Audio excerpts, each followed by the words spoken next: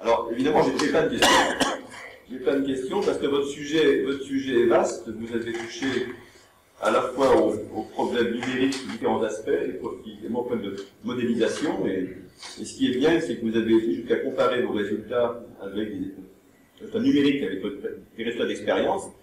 Donc, je dirais qu'on voit effectivement, de manière quantitative, on peut apprécier la portée, l'intérêt des différentes modélisations. Alors, maintenant, donc, j'en ai toute une liste, donc je vais forcément me limiter.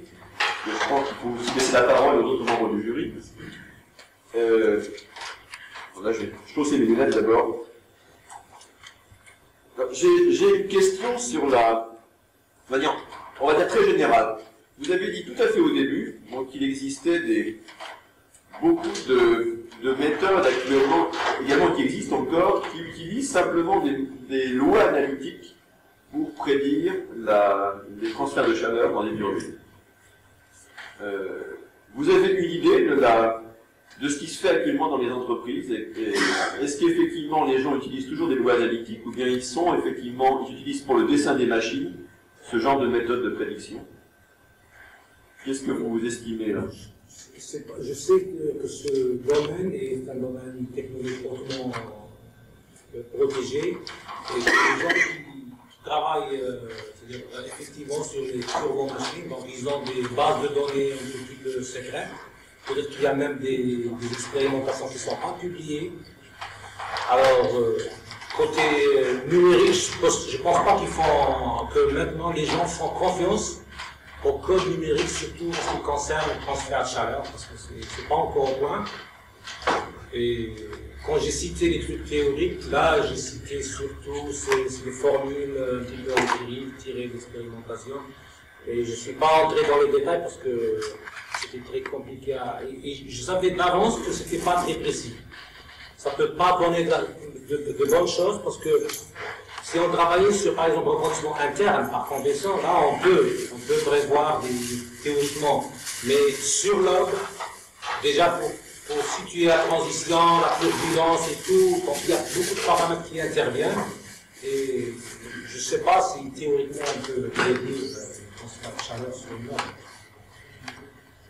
Ce que je crois savoir, c'est que les méthodes analytiques sont encore extrêmement utilisées pour le dessin des machines, pour la partie refroidissement, tout simplement parce que si on veut vraiment faire un calcul numérique, avec quelques dizaines de trous d'injection, voire centaines de trous d'injection par cadeau de turbine, ça demande des tailles mémoire considérables.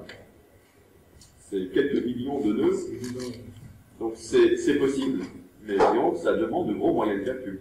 C'est pour cette raison que l'article de Léon Kiev que vous avez cité, c'est une bonne base pour effectivement encore un certain temps qui va dans les entreprises. Il n'empêche que vous avez raison, vous voyez dans cette direction où vous avez été. C'est là où il faut aller. Mais je dirais qu'on a encore un petit peu de temps pour développer des bons codes de calcul. Alors, deuxième question que je voulais indiquer, c'est concerne le maillage. Alors, je n'ai pas très bien compris votre maillage. Le trou, l'orifice est affleurant à la paroi, et vous avez un autre maillage qui se superpose, qui s'emboîte dedans. Comment c'est... Vous avez simplement deux couches de mailles qui débordent dans la couche qui est située au-dessus de la paroi. Alors, les deux couches sont imposées par les schémas de convection de ces endroits qu'on avait appliqués, par l'interpolation de Riehl-Chaud.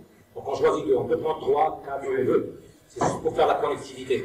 Alors, par exemple, sur la plaque, là, parce que j'ai pas sur l'écran, il y a un problème sur l'écran. Mais si vous pouvez donner votre maillage, il y a un maillage que vous aviez donné. Vous voyez en bleu, ouais, c'est celui-là par exemple. Il y avait un zoom qui était très bien. Il y a ça. Ouais, mais il y en avait un autre, on voyait un peu. Ouais, non, c'était. Dommage que j'ai pas, sur l'écran, j'ai rien. Non, mais vous en aviez un, on voyait assez bien le maillage de l'orifice. Donc là, c'est bon, c'est ici. C'était avant. Le maillage en couleur. Ça, c'est une vue générale. On fait un petit zoom et un deuxième zoom. Donc, alors, là, c'est, par exemple, cette plaque-là, cette ligne, donc c'est le premier rangée de volume de contrôle, c'est la rangée numéro 4. J égale 4. Parce que automatiquement J égale 3 et J égale 2, c'est ce qu'on appelle le zero thickness. Et on prend un volume égal à 0 et on bloque les nœuds. Juste dans cette zone de connectivité, on prend les volumes qu'on tire du trou d'injection. Donc on les prend, on les injecte ici. Là aussi, c'est un zero thickness. Et pour le trou, là c'est un peu visible. Donc normalement, il s'arrête là, la plaque. Donc, les deux rangées, elles viennent au-dessus de la plaque. C'est les mêmes volumes. On les prend, on les met là, et on dresse une table de connectivité. On dit que tel nœud correspond à tel nœud.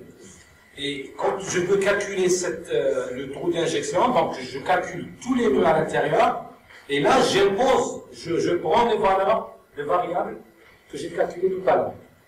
Alors les trois volumes, je peux les disposer comme je veux dans une grande matrice dans le code. Donc c'est une seule matrice dans le code, avec beaucoup de trucs bloqués, parce que quand je pose deux blocs différents, donc automatiquement il y a des volumes du contrôle qui vont sauter, je vais les bloquer. Et l'essentiel, c'est que ça correspond exactement. Parce que si ça ne correspond pas, ça va avoir des problèmes. Mais dans le cas, par exemple, que vous avez présenté ici, vous avez deux nœuds, parce que vous avez utilisé un maillage en H dans le tube cylindrique. Si vous voulez. Non, c'est pas si je veux, c'est ça. Parce que ça, c'est le modèle, c'est le domaine physique. Oui. Dans le domaine campus, c'est un parallélépipède. Oui, d'accord. Donc c'est un maillage en H. Et donc vous avez quand même deux points. Vous avez une singularité topologique parce que vous avez un nœud qui correspond à plusieurs mailles.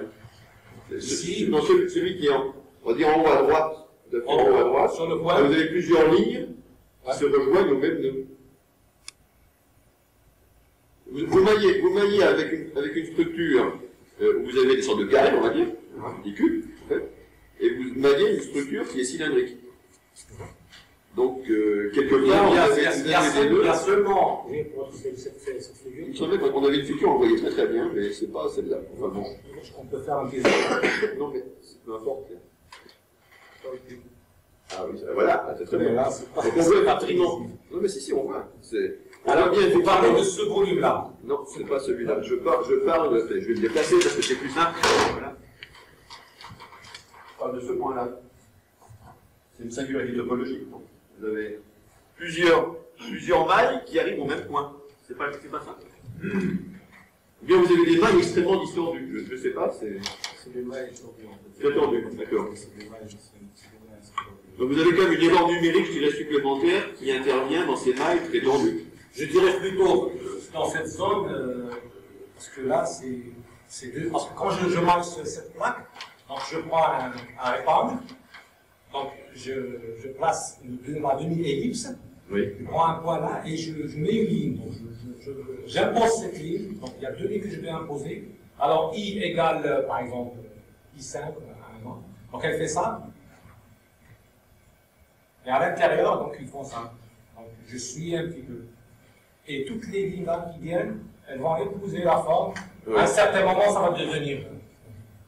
Oui, ce que je veux dire, c'est que vous avez sans doute des mailles qui sont très tordues à certains endroits, et il me semble que l'endroit que j'ai montré, c'est aussi une zone un peu critique, parce que les deux tourbillons contrarotatifs que vous avez montrés, ils prennent en fait leur origine dans la couche chimique qui se développe dans le tube.